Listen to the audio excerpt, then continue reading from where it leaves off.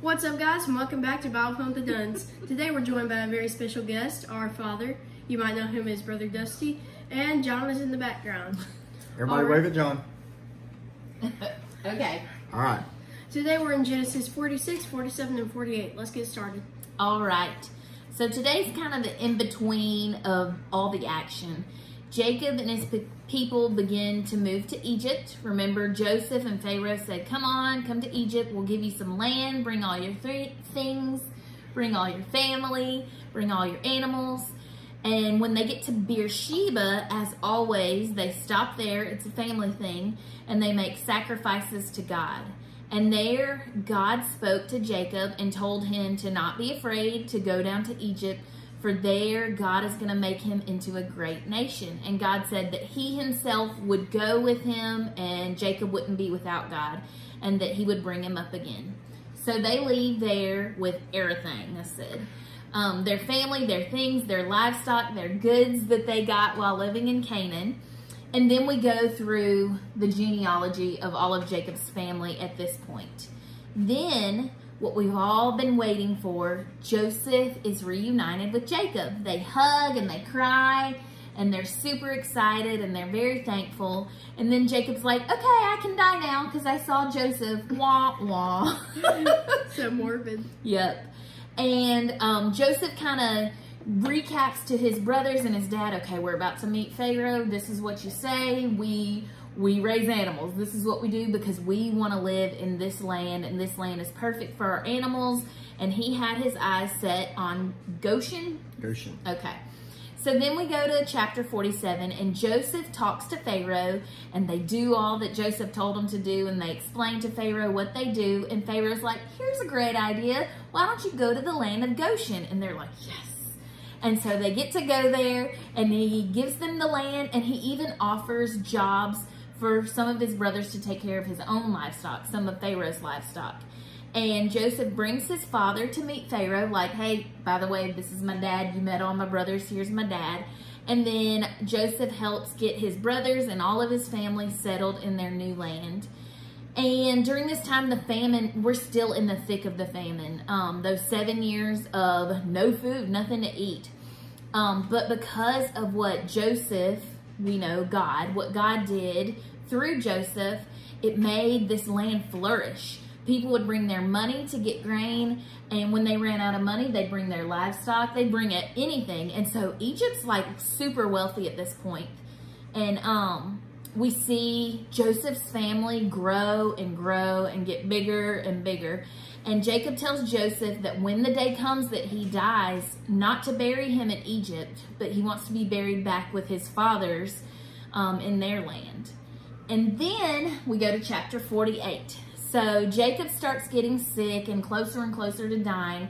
And Joseph says, let me hurry and bring my sons to him so that he can give their blessing, Ephraim and Manasseh. And Joseph places them where they're supposed to be, firstborn at Jacob's right hand, secondborn at Jacob's left hand. And Jacob goes to bless them, and he says, switch, cross arms. And it gets weird, and Joseph's like, Dad, wrong arm. Why did you cross your arms?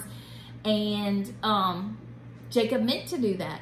And so the firstborn blessing that should have gone to the firstborn, Ephraim, goes to Manasseh, the secondborn, instead. And we continue to see this theme of the birthright skipping over the firstborn and going to the second, which is really interesting and cool.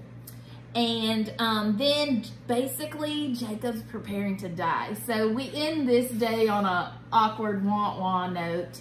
But there's lots of good takeaways. So I want to hear from you guys. Jax, what was your takeaway? So I liked how God is still giving the same promise to the same family, and he's keeping it. He didn't forget about them, even though there's so many people on the earth. He still remembers them, and he's continuing to make this promise and make them into a great nation. All right. Daddy. I have a couple of takeaways. I like how Egypt just keeps getting richer and richer and richer. And the rest of the world is kind of struggling, but Egypt is doing pretty good. And so, hey Orville. And so, but what's interesting about that is, you gotta ask, why is Egypt getting so wealthy? Why are they getting so rich? Why is God letting it happen? Because God is taking care of his people. Egypt is only getting wealthy because God is taking care of Jacob and his family, because through them, the whole world's going to be blessed, because eventually Jesus is going to be born from this family. The other thing is in chapter 46, there's the second time in this story we see this happening.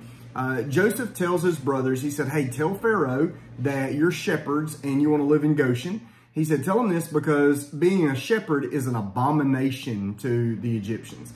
Well, he also said in earlier, like, Egyptians wouldn't eat with other people because they said it's an abomination. And what that means is they thought it was really gross. They thought shepherds were gross. They thought they should only eat with other Egyptians, and eat with other people were gross. And there's a whole lot that goes into that. But what I like about that is this reminder that the Egyptians thought these things were gross or wrong, but really they were right. And so sometimes in this world, the world is going to say things are right, but they're really wrong. And the world's going to say some things are wrong that we know because we read our Bibles and we feel like, oh, they're really right. And so the world sees things from one perspective, we see things from the other, and we always want to be on the right side of what does God say about things. That was my favorite. Love it. My takeaway today is a lot like your first takeaway. It's about God's goodness to his people. And we've been talking about seeing how God blessed Laban because he was blessing Jacob and Jacob was living there. Just the overflowing blessings from God blessing his own people and that blessing others, the people that they're around. We've seen this in story after story that God loves and he blesses his people. We've seen others who don't know God be blessed by him because of his love for his people. And here we see that God has his people in the land of their enemies, and we still see God blessing them even through their enemies. He uses their enemies to bless him, which is mind-boggling and kind of like, booyah.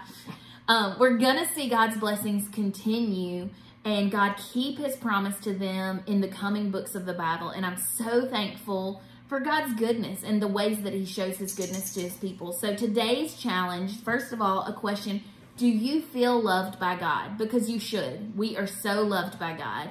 And then the challenge for today is to spend time with him, hanging out with him, talking to him, just feeling loved by him and telling him that you love him and that you are thankful for his love and his goodness.